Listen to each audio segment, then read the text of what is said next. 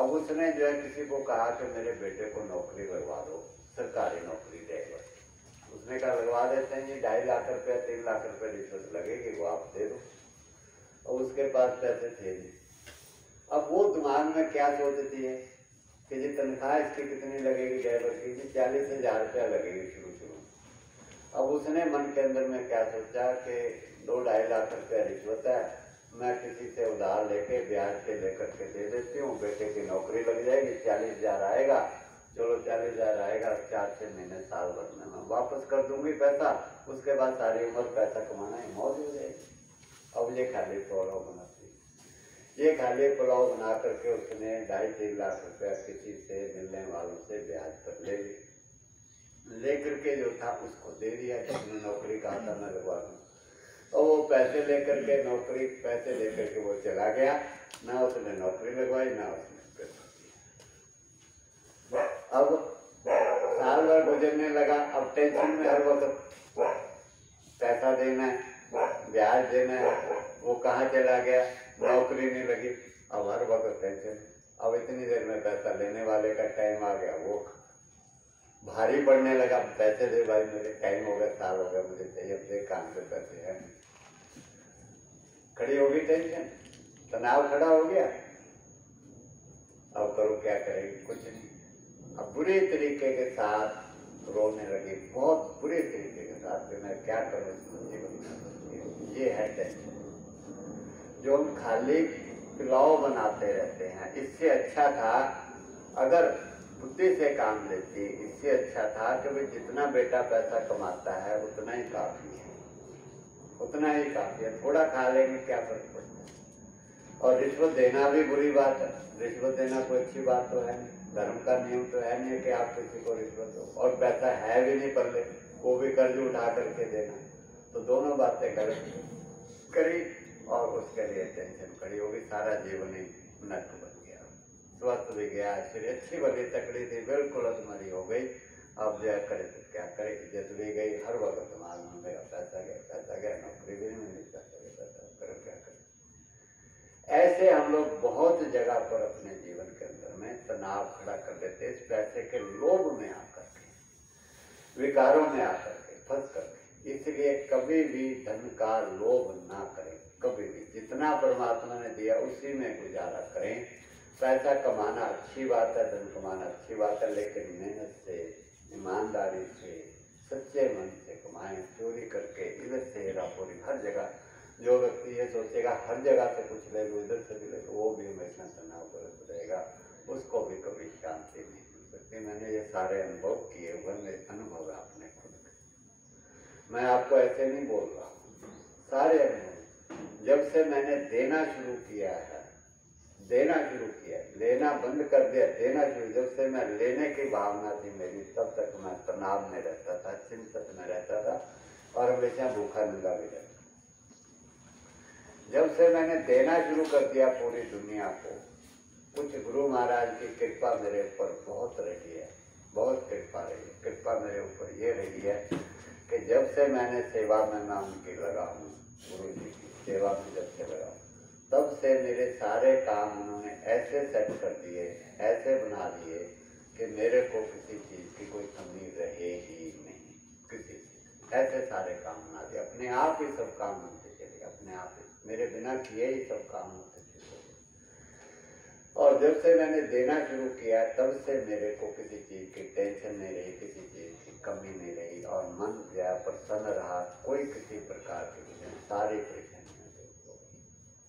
इसलिए अपने मन की भावनाओं को भी बदलो कि हमेशा ही हर जगह से लेने की भावनाओं को कभी भी ना रखें, कुछ देने की भावना हमेशा रखें। जो आप दे सकते हैं, जो भी आप दे सकते हैं, देने की भावना रखें। लिया हुआ भी तनाव पैदा करता, हमारे टेंशन पैदा करता हमारे अंदर में। लिया हुआ भी सब जगह से, पता नहीं कैसा पैसा है, कैसा नहीं है किसी का। मैं तो यहाँ तक भी मेरे मन में आता है कि कई दफ़ा हमारे यहाँ पर जो कुछ सदस्य हैं वो कह देते हैं जी इस काम को जो है बढ़ाओ जी, ज़्यादा पैसे वहाँ से लाओ जी, वहाँ से आ जाए। मैं कहता हूँ नहीं लाने का, जितना आ रहा है, जो आ रहा है वो काफ़ी है, उसी में सब्र करो। उसी में शांति है, उसी में संतोष। तुम खोज खोज के खींच खींच करके लाओगे, टेंशन पैदा कर देगा, तनाव पैदा कर देगा। अभी आराम से प्रसन्न चित्त से बैठे हैं ना, शांति है ना, अंदर से सुकून है ना, इससे बढ़िया और क्या चाहिए। कभी भी पैसा खोज खोज करके खींच खींच करके इधर उधर से ना लाएं। रूखी दे परमात्मा, रूखी खा करके भगवान का नाम ले लें सवेरे शाम, वो तुम्हारे को सुख देगा। थोड़ा पैसा भी होगा, सुख देगा। जो खींच खींच के खोज खोज के लाएंगे, कुछ गलत तरीके से लाएंगे, वो पैसा ज़्यादा भी इकट्ठा कर लेंगे, सुख साधन भी बढ़ा लेंगे, लेकिन चैन की नींद नहीं आपको आएगी। कभी भी आप सुख की नींद, चैन की नींद नहीं सो सकते।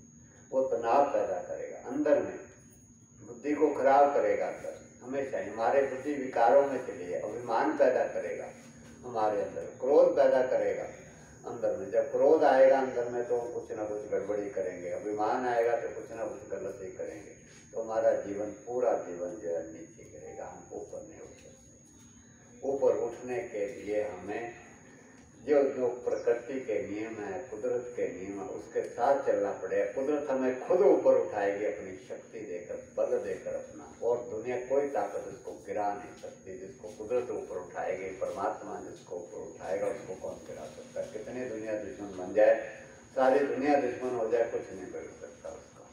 जिसके साथ परमात्मा हो गया, जो परमात्मा के साथ चल पड़ा, कुदरत के साथ चल पड़ा, उसका कोई कुछ नहीं कर सकता। तो ये नियम सिद्धांत है कुछ हमारे, हमने हर काम को जीवन के अंदर सोच समझ के करना है। बच्चे हमारे कहना नहीं मानते हैं, तनाव में आ जाते हैं। पति पत्नी में लड़ाई झगड़ा हो रहा है तो तनाव में आ जाते हैं, रिश्ते टूट जाते हैं, परिवार खराब हो जाते हैं, पड़ोसी के अंदर में रिश्ते खराब हो जाते हैं। उसके अंदर कुछ हमारी व्यवहारिक गलतियाँ होती हैं जो हमें व्यवहार नहीं करना आता, इसलिए ये सारे रिश्ते खराब होते हैं और फिर तनाव पैदा होता है। मैंने आपको एक पड़ोसी की कहानी बताई थी कि सारे व्यक्ति कभी भी इतने शुद्ध पवित्र मन के नहीं होते। मलिनता, मन के विकार सबके अंदर होते हैं, किसी के अंदर कम होते हैं, किसी के अंदर ज्यादा होते हैं मन के विकार, सबके अंदर। जिसके अंदर में पूरे मन के विकार निकल गए, वो इंसान दुनिया से अलग हो गया, वो बहुत ऊपर हो जाता है, वो परमात्मा के अंदर समा जाएगा। जब ये मन निर्बल भया जैसे गंगा नीर, पाछे लागत हरी फिरे, कहते कबीर। जिसका मन निर्मल हो गया वो तो परमात्मा के करीब चला गया, उसको दुनिया की कोई ताकत नुकसान नहीं पहुंचा, ना उसको कभी टेंशन, ना कभी तनाव, ना कोई चिंता, ना कोई भय, ना कोई डर। ये चिंता भय डर हमारे को जब तक है, जब तक मन में विकार है और प्रभु से दूर है, तभी तक हमें टेंशन है। ये काम नहीं हुआ तो क्या हुआ, वो काम नहीं हुआ तो क्या हो गया, ये काम में बहुत बिगड़ गया, ऐसा हर वक्त उसको चिंता लगी रहती है। ये तब तक नहीं है जब तक हम प्रभु से दूर है और मन के अंदर विकार है। तो हमने अपने मन के विकारों को जो है दूर करना है अंदर में, और जैसे सृष्टि की रचना चल रही है उसके साथ मिल करके हमें चलना है। पति पत्नी में झगड़ा हो गया, बाप बेटे में झगड़ा हो गया, पड़ोसी में झगड़ा हो गया। पड़ोसी की कहानी मैंने आपको कई बार बताई है। टेंशन को दूर करने के लिए अगर दो बंदे हैं आपस में झगड़ा, एक बंदा समझदार है वो टेंशन को खत्म कर देगा। अगर दोनों ही समझदार नहीं है तो टेंशन को बढ़ा देंगे, और बढ़ती जाएगी और बढ़ती जाएगी और बढ़ती, कितनी बढ़ा लो दोनों का जीना आराम हो जाएगा। अगर जो है दोनों को समझ नहीं है तो। अब एक पड़ोसी की कहानी मैंने आपको बताई। एक पड़ोसी ने अपने घर का कूड़ा निकाल कर दूसरे पड़ोसी के आगे कर दिया। अब उसने देखा भी इसने कूड़ा मेरे आगे कर दिया, वो समझदार था। अगर तो वो बेवकूफ होता, उसके जैसे ही होता, तो वो कूड़ा उठा करके उसके घर के आगे कर देता, उससे दुगना अपने भी घर का, कि तूने मेरे घर के आगे फेंका, ले मैं तेरे घर के आगे फेंक देता। अब दोनों होते ऐसे तो दोनों आपस में झगड़ा और कलेश, और कलेश में दोनों दुखी होते। लेकिन वो दूसरा पड़ोसी समझदार था, उसने कहा कोई बात नहीं, मेरे घर के आगे इसने कूड़ा किया ना, कोई बात नहीं। उसका था कुछ फलों का खेत, खेत में कुछ फल लगे हुए थे, उसने फल तोड़े, खेत में से एक टोकरी बनाई। टोकरी बना करके जिसने उसके घर के आगे कूड़ा किया था पड़ोसी ने, उस पड़ोसी के गया, कहने लगा मेरे पास ये फल हैं थोड़े से, आप ये फल ले लो।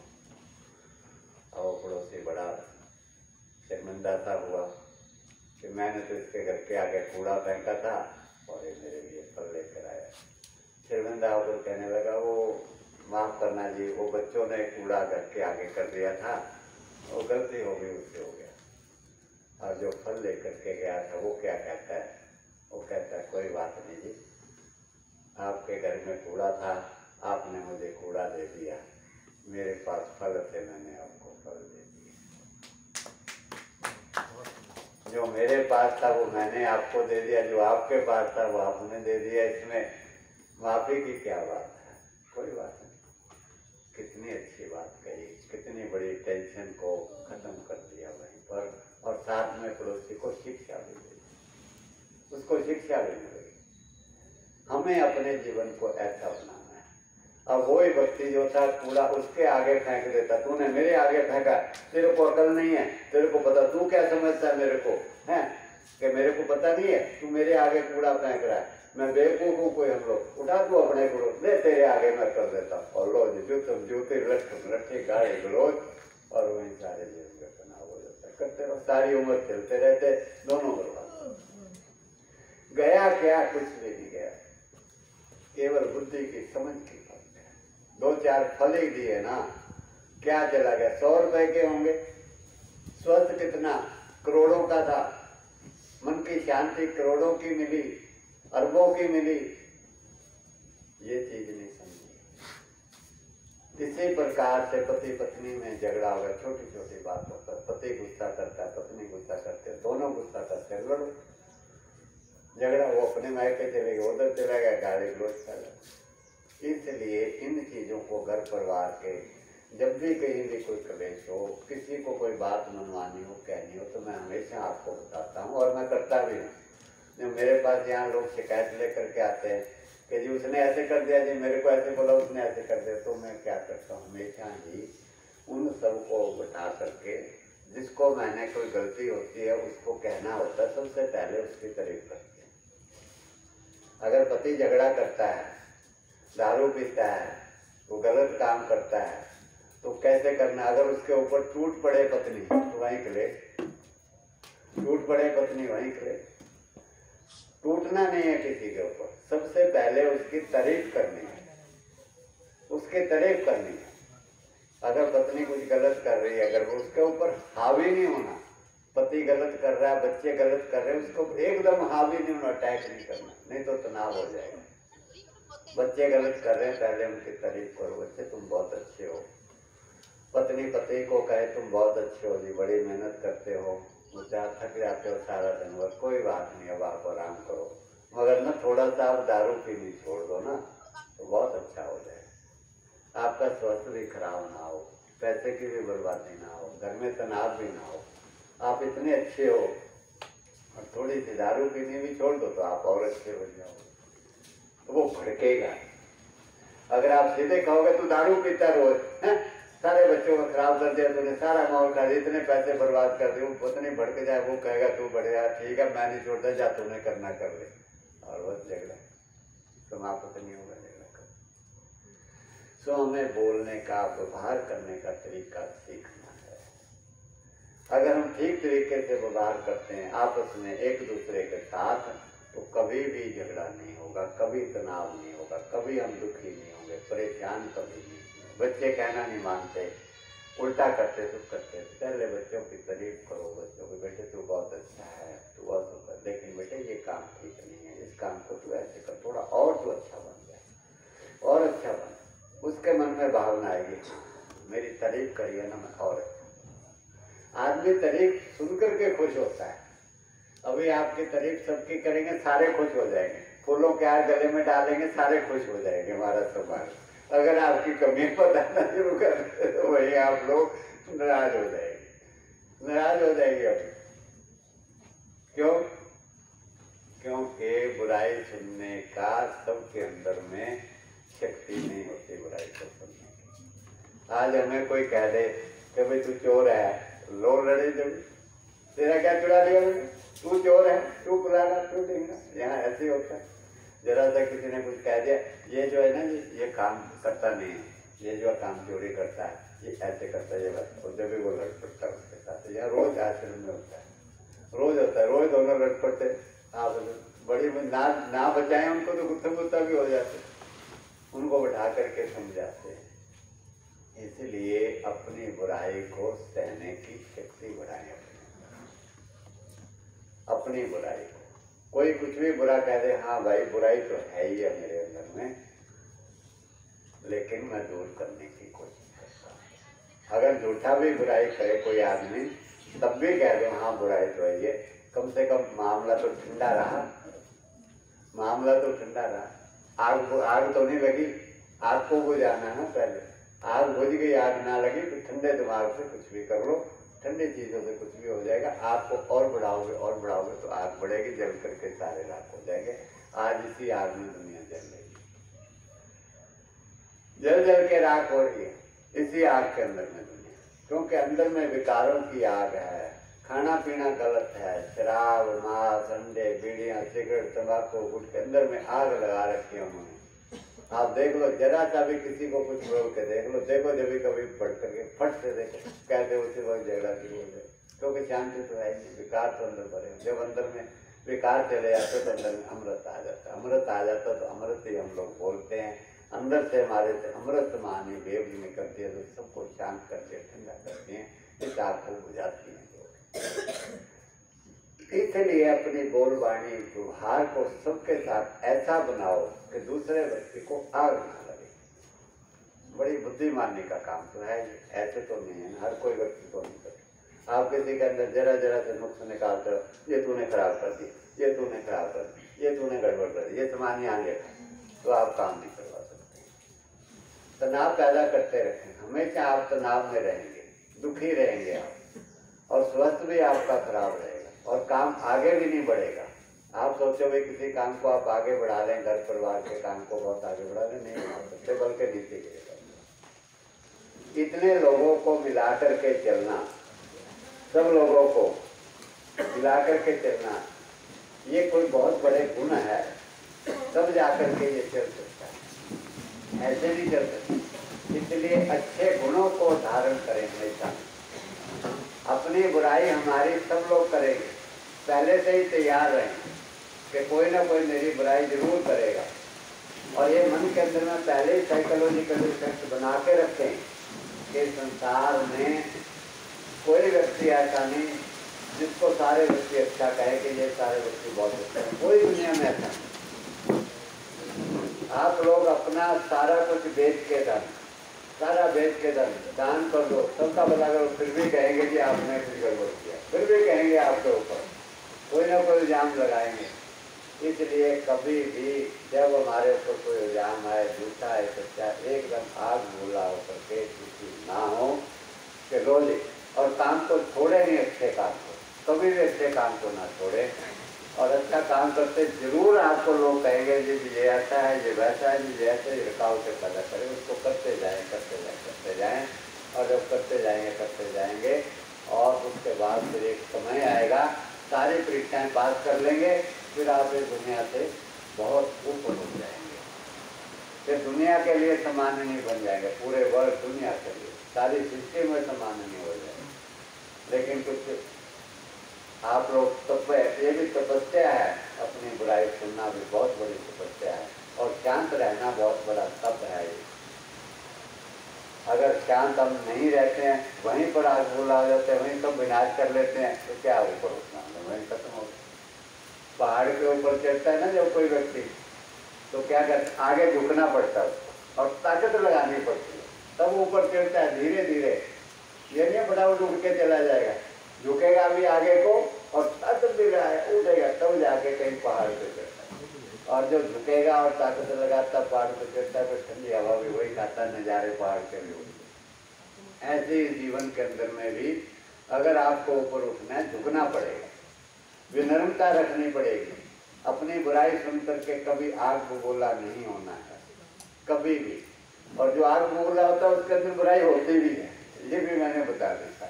आग बबूला भी वही होता है जिसमें वो बुराई होती है, और जो उससे शांत रहता है, कुछ भी उसको कहते रहो, उसके अंदर बुराई है भी नहीं, उसके अंदर अच्छे गुण आ गए, अमृत है उसके अंदर में, जिसके अंदर में जय निकल रही है, बोलबाणी में जय निकल रही है, जय तो भरी पड़ी है अंदर, आग तो भरी पड़ी है, कैसे थे? उसको बुझाने के लिए दोनों में से एक व्यक्ति समझदार चाहिए, घर का जो मुखिया होता है अगर वो समझदार है तो सारे परिवार को वो जोड़ के रखता है। जोड़ने में अक्लमंदी होती है, तोड़ने में तो क्या, जरा सी बात कर लो भी सारे बिखर जाएंगे, सारे टूट जाएंगे, जयराम जी की होगी, चुप बैठे रहो अकेले ही वहां पर। तो इसलिए जो है हमारे अंदर अच्छे गुणों को हमें धारण करना है, संतों महापुरुषों के गुरुजनों के गुणों को धारण करना है। हमारे गुरुदेव ने हमें यही सिखाया है, प्रेम सिखाया, सबके साथ प्रेम करना, सारे संसार को अपना परिवार की तरह व्यवहार करना सिखाया, सेवा करनी सिखाई है गुरुजनों ने, सबके निस्वार्थ भाव से सिखाई है, कोई स्वार्थ से नहीं सिखाई है। कोई अच्छा कहे उनकी मर्जी, ना कहे तो उनकी मर्जी, ये गुरुजनों ने सिखाया कि आप अपना कर्तव्य फर्ज पूरा करते रहो। कोई आदमी आपके ऊपर इल्जाम लगाए, कोई बात नहीं भाई, ठीक है जी, गलती हो गई, कोई बात नहीं, जिसने लगा दिया। एक घड़ी में कोई इल्जाम लगाता है, दूसरी घड़ी में तारीफ करना शुरू कर देते, संसार है तो ऐसे। एक घड़ी एक आदमी इल्जाम लगाता है, 10 आदमी तारीफ करने भी लग जाते हैं, थोड़ी देर पता नहीं चलता आदमी का कब दुश्मन बन जाता है, ये भी नहीं पता। आज जो व्यक्ति हमारे साथ मिलकर के काम कर रहा है, एक ही घड़ी में उसकी बुद्धि आती है, वो दुश्मन बन जाता है। 2 घड़ी में, बाप बेटा भी 2 घड़ी में कई बार दुश्मन बन जाता है हमारा, पति पत्नी आपस में एक दूसरे के दुश्मन। तो संसार के तो रिश्ते ऐसे ही हैं, इनको कभी ये मत समझो कि ये हमारे साथ एक जैसे रहेंगे, ये भी सब बदलते रहते हैं, मिनटों में बदलते रहते हैं। आप अपना व्यवहार एक जैसा रखें, एक समान रहे। कोई दुश्मन बन गया, ठीक है भैया जैसे, कोई मित्र बन गया, ठीक है भैया मित्र, ये तो सब ऐसे चलेगा। अगर हम तनाव में आ जाए, डिप्रेशन है, तो हम आगे नहीं बढ़ सकते, हमारा स्वास्थ्य भी गिरेगा और प्रोग्रेस जीवन के अंदर में हमारे नहीं होगी और हमारे जीवन का नाश ही होगा। तो इसलिए तनाव और डिप्रेशन क्या है कि जब हमारे से लगातार एफर्ट, लगातार मेहनत करने पर किसी चीज़ में हमें सफलता नहीं मिलती है, बल्कि दूसरे लोगों की ओर से सहयोग भी नहीं मिलता, हर तरफ से बुराइयाँ मिलती है, तो हम लोग डिप्रेशन में आ जाते हैं कि भैया अब निराश हो जाते हैं। निराश होकर के हम समझते हैं कि भाई हमारा जीवन अब खत्म है, कोई फायदा नहीं जीवन का, बस ये मैं काम नहीं कर सका, मैं वो काम नहीं मेरे से हुआ, ये काम सारा बिगड़ गया, ये काम बिगड़ गया, कोई साथी किसी का छोड़ के चला गया। डिप्रेशन का कारण ये भी होता है, किसी का बेटा चला गया, किसी का पति चला गया, किसी की पत्नी चली गई, किसी की बेटी चली गई, ये भी होता है कि डिप्रेशन का कारण। अब आप देखो कि जीवन जो है वो किसके हाथ में है? किसी के हाथ में है ये जीवन? आपने अपने हाथ से जबरदस्त आपने लिया जीवन, खुद नहीं लिया। शरीर आपने बनाया, खुद नहीं बनाया, किसी के हाथ में है ना। जिसके हाथ में है उसी के हाथ में है, जो जी चाहे ले ले। अगर पति चला गया, पत्नी चली गई, बेटा चला गया, तो भाई उसके हाथ में था, वो चला गया तो जाना है उसको, कौन रोक सकता है?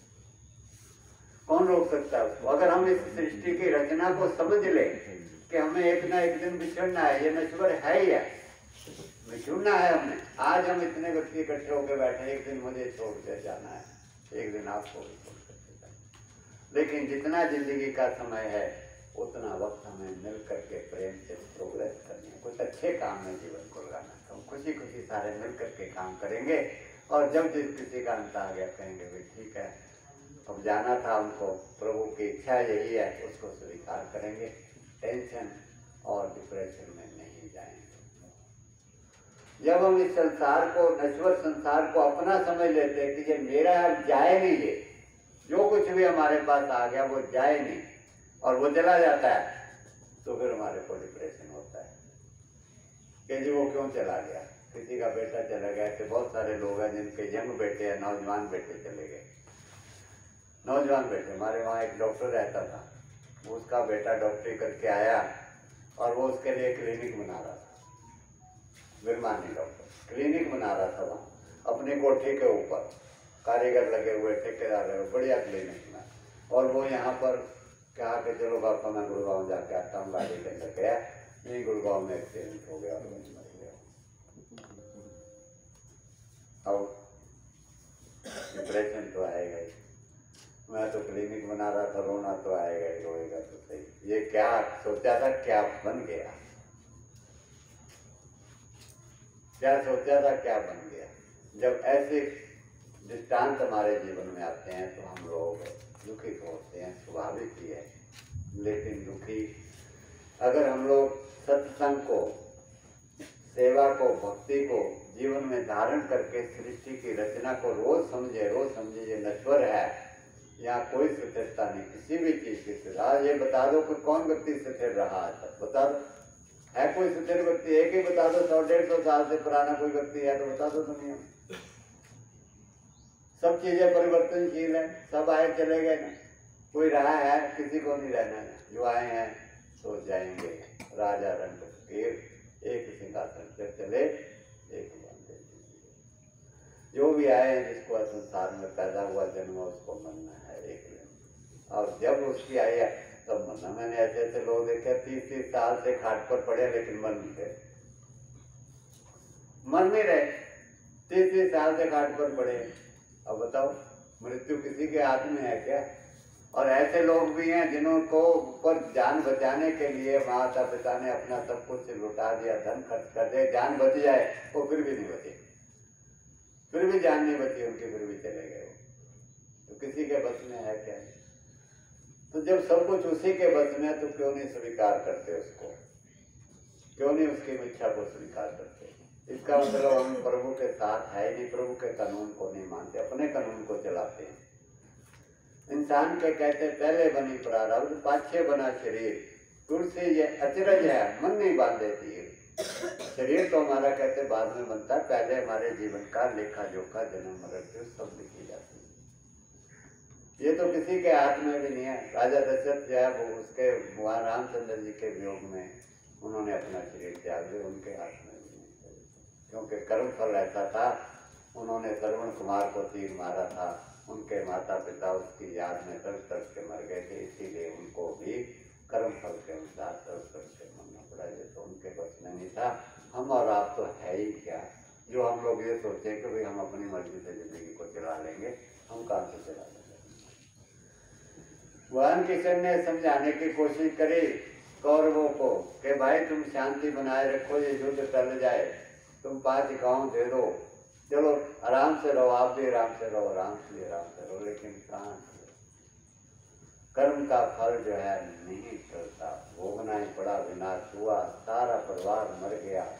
मरने के बाद मिला तो पांडवों को भी कुछ नहीं, वो भी राजपाट नहीं किया, वो भी चले गए छोड़ के, लेकिन बना तो कुछ नहीं, कर्म फल तो भोगना पड़ा। तो फिर हम कौन हैं? अपने परिवार के किसी सदस्य को जा रहा तो रोक लेंगे हम, कौन रोक सकता है दुनिया में? तो फिर उसकी रजा को स्वीकार, इसका मतलब परमात्मा के साथ नहीं है। अगर कोई शरीर का सदस्य जीवन का चला गया, हम लोग परमात्मा को दोष देते हैं, बड़ा हर वक्त हम सोचते रहते हैं, इसका मतलब परमात्मा के साथ नहीं है। हमने रचना को समझा ही नहीं है, इसलिए हम दुखी है। मत समझो, किसी का क्या ले लो, जो होना वो तो होना ही। आपको सूर्य क्यों उदय हो गया या क्यों अस्त हो गया, अस्त नहीं होना चाहिए था, आप रोते रहो, वो तो नियम है कुदरत का, तो उसने होना ही होना है, उसमें कौन रोक सकता है उसको। अगर हम कहें ठीक है प्रभु अस्त हो गया, सूर्य ठीक है, अब हम आराम करते हैं, हम आराम सोचते सो जाए उसके नियम से, जैसे ही उदय होना उससे पहले उठ जाए हम लोग, तो हम लोग बिना टेंशन के फ्री रहेंगे, आनंद लेंगे सूर्य देवता की, सूर्य की रोशनी का, प्रकाश का, अंदर में प्रसन्नता की। प्रभु तूने व्यवस्था बहुत बढ़िया बनाई हुई है, हम उसके साथ मिलकर चलेंगे, इस चीज का नाम है। हम लोग सोचते हैं कि ये गलत हुआ, वो गलत हुआ, ऐसे हो गया, वैसे हो गया, ऐसे नहीं होना चाहिए, वैसे नहीं होना चाहिए था। जब हम ऐसा सोचते हैं तभी हम तनाव में आते हैं, डिप्रेशन में चले जाते हैं लंबे समय तक। बहुत लोग ऐसे हैं जिनका बेटा चला गया, वो सारी जिंदगी तड़प तड़प के मरते हैं डिप्रेशन में। क्यों चला गया, क्यों चला गया, क्यों चला गया? जब हम छोड़ कर जाएंगे तो हमारे पीछे वाले कहेंगे क्यों चला गया भाई, तो क्यों चला गया? हम कुछ कर सकते हैं क्या? नहीं कर सकते, क्योंकि हमारे बस में थोड़ी है। लिखा आया गोविंद का, गुरु महाराज कहते हैं, वणजार्या मित्रा, लिखा आया गोविंद का, वणजार्या मित्रा, उठ चलना कमाना साथ, एक घड़ी विलंब ना कीनिया, वणजार्या मित्रा होना तकड़े पाए था। गुरु महाराज कहते हैं कि भाई लिखा गोविंद का, चिट्ठी आ गई, चलो भाई एक घड़ी भी विलंब नहीं करना। हम सोचते हैं थोड़ी रोटी खा लेने दो, थोड़ा मिल लेने दो किसी को, मेरी अभी बेटा वहाँ है, थोड़ा मिल लूँ किसी, कहते नहीं। एक कड़ी बुलंद कीनिया बजाओ ना, तकड़े पाए हाथ, वो जो लेने आते हैं बड़े ताकतवर है, तकड़े हैं उनके, बहुत दौड़ मजबूत है, वो बोल के ले जाते किसी के उनके आगे। फिर हम क्यों उनके साथ लड़ाई करते, क्यों टक्कर लेते हैं उनके साथ? ठीक है प्रभु, तैयारी पहले से करते रहें। बाल सफेद हो गए, आंखें कमजोर हो गई, इसका मतलब संदेश आ रहा है ना भाई अब तेरी तैयारी है, तैयार हो जा। तुम पहले से तैयारी करके रखे ना कि भाई जाना है, संदेश आ रहा है प्रभु तेरा, हम भी तैयारी कर रहे हैं, सब काम समेटे, सबके साथ प्यार से रहें और जितना भला हो सका उतना भला कर लें, जाते जाते प्रभु का ध्यान कर ले, सेवा कर ले। पसंद ये तो करते नहीं है, परिवार के मोह में फंसे रहते हैं, माया के मोह में फंसे रहते हैं, और इकट्ठा कर दे और बच्चों को दे दे, और बच्चों को इकट्ठा कर दे और दे दे, बच्चों को इकट्ठा कर दे, और जब आया अचानक जाने की बारी है फिर रोते हैं, अरे वो तो अभी चले गए, अभी चले गए, वो तो अरे पता नहीं कैसे चले गए, बड़ा बुरा हुआ भगवान ये तो। अरे भाई संदेशा तो कितने टाइम से वो दे रहा था, भाई तैयार कर लो तैयार कर लो, तूने तैयारी नहीं करी है तो फिर भगवान क्या करे? नोटिस तो आ ही रहे हैं ना, ये बाल सफेद हो रहे हैं, शरीर कमजोर हो रहा है पहले से, तो संदेशा तो आ ही रहा ना कि भाई चलने की तैयारी करो। तो इसमें बुरा क्या है बताओ? कुछ भी नहीं। हम लोग समझ नहीं पा रहे रचना को, सोए पड़े हैं परमात्मा की ओर से, अपनी ओर से जीवन को चला रहे अपनी मर्जी से। ऐसा नहीं चलता। इतना समय उसने दे दिया, 50-60 साल दे दिया, और कितना दे दे? वो लिखा कर तो इतनी लाए थे ना, जैसे पिछले जन्म के कर्म किए थे उस हिसाब से तो ये जीवन दिया ना उसने। कहते हैं जीवना थोड़ा ही भला, सत स्मरण जो होए, 100 वर्ष का जीवना देखे करे ना कोई। अगर 100 वर्ष का भी जीवन दे दे, करना ही कुछ नहीं है, खाना पीना सोना भोगना है, तो फिर भी क्या फायदा? वो जीवन का भी क्या फायदा अगर जीवन में करना ही कुछ नहीं है? अगर जीवन से लंबी उम्र भी चाहते हैं तो हम ये चाहे भी संसार का कुछ मैं भला करके जाऊं, पूरी दुनिया। इसलिए प्रभु समय दो और हम लोग करें लगे, तब तो भी कुछ मानी जा सकती है बात कि भाई मैंने संसार की कुछ सेवा के लिए उम्र मांगी। अगर खाना पीना भोगना ही बाढ़ को कितना ही कर लो, क्या फर्क पड़ता है? कौन सा बच्चों ने तुम्हारे तकमा लगा लेना?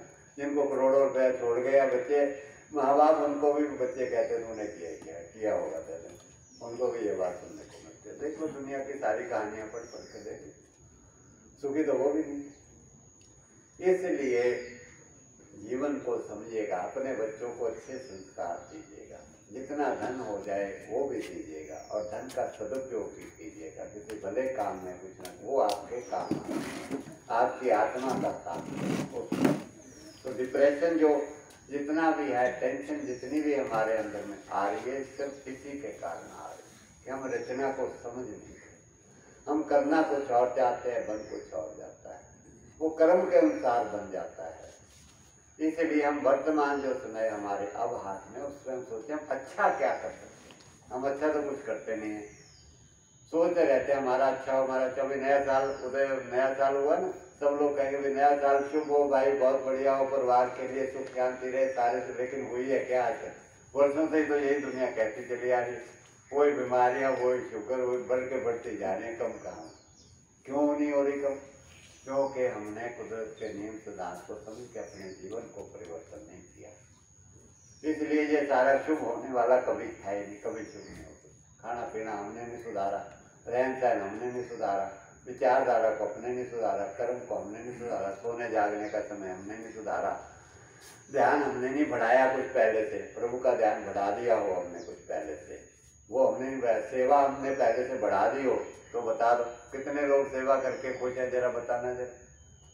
कोई घर में बैठे, कोई थोड़ी बहुत इक्का दुक्का करता है परिवार का सदस्य, दूसरे परिवार वाले उसको ताने और देते हैं, वहीं मरा रहता है जाकर के आश्रम में, वहीं मरा रहता है, ज्यादा घर का काम का कोई ध्यान नहीं बता, उल्टे ताने और सुनने को मिलते। भला ये नहीं कहते भाई शुक्र है परमात्मा तेरी बुद्धि अच्छी कर दी तो कुछ भला काम करने में लग गया, ये नहीं कहेंगे। ये कहेंगे वहीं मरा रहता, अपनी खाट वहीं लगा ले जाकर के, बताओ भला काम भी तो नहीं करने देते किसी को, परिवार के तो अपने खुद तो करना ही है, दूसरे को भी नहीं करने देते, तो फिर जीवन कहाँ से अच्छा बनेगा हमारा? धीरे लोड़े डाक बजोड़ियाँ, किकर बीजे जट, अंडा उन कताइंदा कंधा लोड़े पट। गुरु महाराज ने सारी बातें तो समझाई। कि तुम लोग बीज दे दो किकर का बबूल का पेड़ हो और चाहते हो तुम लोग हमारे को दाखें खाने को मिले, किशमिश खाने को मिले मीठी बढ़िया, तो कहते पंडा हम कताएंदा तो सूत तो मोटा काट रहा है खद्दर का और चाहता है तो मेरे को रेशमी कपड़े मिले, कैसे मिले। सारी बातें गुरुजनों ने हमें समझा रखी हैं वाणी के माध्यम से, लेकिन हम समझे उनकी बातों को तब है ना। गुरु महाराज संतों महात्मा की बातें तो हमने आज तक नहीं समझी, इतनी उम्र गुजर गई है, हजारों वर्ष तक कह करके चले गए। अगर उनकी बात सुनी होती आज हम दुखी ना होते, आज हम तनावग्रस्त ना होते इतना। महर्षि दयानंद जी की बात जो है हमेशा अक्सर जो है मैं याद कराता रहता हूँ आपको कि जो कुछ वो कहते थे कि जो कुछ मेरे मन से हो जाता है उससे तो मैं खुश होता ही हूँ कि मेरे मन से भगवान ने कर दिया, जो मेरे मन से नहीं होता उससे मैं और भी ज़्यादा खुश होता हूँ कि वो मेरे परमात्मा की मर्जी से। इतने ऊंचे विचार हैं, इनसे पता लगता है वो परमात्मा के साथ थे, उनको परमात्मा से प्यार था, इससे पता चलता है। अगर हम लोग गुरु अर्जुन देव जी महाराज सत्य तभी पर बैठे हैं और कह रहे तेरा पाना मीठा लागे नाम पदारथ नानक, इससे पता लगता है कि वो परमात्मा के साथ थे, इससे पता लगता है कि परमात्मा के साथ थे, उनको परमात्मा से प्रेम था। हे प्रभु जो तूने कर दिया सब अच्छा कर दिया और मैं इसी में। और हमेशा जितने संत महात्मा पीर पैगंबर इस पृथ्वी पर आए उन्होंने किसी ने कोई बहुत ऐश प्रस्ती नहीं करी, उन्होंने मौज मस्तियाँ नहीं करी, उन्होंने तब त्याग किया संसार के लिए, तब त्याग किया उन्होंने। और जिस हाल में भी रखा ईश्वर ने उनको उसी हाल में कुछ, उसी हाल में कुछ। हमारे को तो कुछ भी तकलीफ नहीं है, मैं कह रहा हूँ हमारे को तो कुछ भी तकलीफ नहीं है, हमारे तो सुख साधन इतने बना रखा फिर भी हम लोग दुखी हैं। इतने सुख साधनों के बावजूद भी होते हुए भी हम लोग दुखी क्यों हैं हम लोग? क्योंकि हम लोग जो है परमात्मा के साथ नहीं जुड़े हुए, सेवा में नहीं लगे हुए हम लोग, तब त्याग नहीं जीवन के अंदर में। संसार के सुख साधन भी भोगने के लिए अगर हमें वो भी भोगने हैं तब भी हमारे अंदर बाकी चीजें भी तो चाहिए। सेवा खत्म है, भक्ति खत्म है हमारे अंदर, सत्संग खत्म है हमारे अंदर में, प्रेम खत्म है आपस के अंदर में, एक दूसरे के प्रति जो है क्षमा नहीं है हमारे अंदर, दया नहीं है, दान नहीं है हमारे अंदर, तपस्या नहीं है हमारे अंदर में, ये चीजें तो गुण है ही नहीं।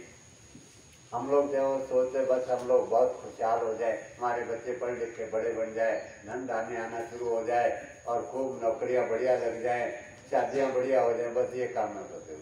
खाने पीने को खूब मिले और खाने पीने को भी अगर समझ आ जाए, इतनी भी अकल आ जाए क्या खाना है क्या नहीं खाना, तब भी सुखी हो जाए, ये भी अकल नहीं है, इतना भी समझ नहीं है।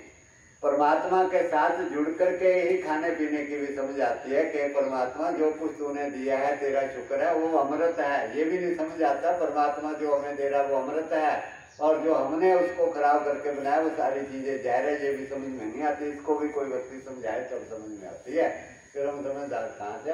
हमने उल्टा खा के अपने घुटने हमने खराब कर रखे, लीवर हमने खराब करके रखा अपना, गलत खा के हृदय हमारा खराब हो रहा, आंखें हमारी कमजोर हो रही हैं, खा के गलत चीजें हमारी, किडनी हमारे खत्म हो रहे हैं, सारा को बाल हमारे खत्म हो रहे, क्या चीज बची है हमारे शरीर के अंदर में? बताने सिर्फ एक ढांचा है जलता बढ़ता हड्डियों का, और बस हाय हाय हाय हाय हाय करते हुए हमारा जीवन जो व्यतीत हो रहा है। कहाँ है हमारे पास? पढ़ लिख करके काले अक्षर किताबों के पढ़ के हम सोचते हैं हम अपने जीवन को खुशहाल बना लेंगे, अगर बना सकते तो बन गया होता। जितने लोगों के पास ज्यादा डिग्रियां वो ज्यादा खुश होते सबसे ज्यादा, वो ज्यादा सुखी होते सबसे ज्यादा। या जिसके पास ज्यादा धन है, 100 करोड़ की कंपनी का मालिक है, 5000 करोड़ की कंपनी का मालिक है, वो सबसे ज्यादा सुखी होता है। लेकिन ऐसा है क्या? उसको तो नींद भी नहीं आ रही है रात भर में, पता नहीं कैसे सोता है। जिसको पास 5000 करोड़ की कंपनी का मालिक, आप सोचते बहुत बढ़िया आनंद में सोता होगा, कभी जाके पास बैठ करके देखना उसकी जिंदगी का क्या है। और हम लोग 5000 करोड़ के कंपनी बनने के लिए प्रयास करें, हम ये नहीं सोचते जिस साल में रखा प्रभु उस साल में सोचे कुछ भले काम में लगे, कुछ ना कुछ सेवा करें, कुछ भक्ति करें, कुछ तपस्या करें, कुछ जीवन में अच्छा करते जाए। इसलिए आपस के अंदर में प्रेम सद्भाव बना करके रखना है। सब व्यक्तियों को बोलने की अकल नहीं होती, सबको नहीं होती अकल, हमें सीखनी है। अगर हमने सीख ली बोलने की अकल तो हम तनाव को खत्म कर सकते हैं। दोनों में से दो व्यक्ति हैं, दोनों ही मूर्ख क्या कहते हैं, जब काम क्रोध मत लोभ की, जब लग घट में खान, क्या मूर्ख क्या पंडिता दोनों एक समान। जब तक मन के अंदर में विकार हैं भरे हुए, तो क्या मूर्ख क्या पंडित दोनों एक समान है। क्या पढ़ा लिखा क्या अनपढ़। अगर पढ़ा लिखा के अंदर में तनाव है, उसको बोलने के इतने तनाव पैदा कर रहा है वो, तो पढ़ाई लिखाई का क्या फायदा, कोई फायदा नहीं, तो पढ़ा नहीं। सो बात को, सारी चीजों को समझना। तनाव क्या है, डिप्रेशन क्या, कुछ भी नहीं है, यही डिप्रेशन है और यही तनाव है।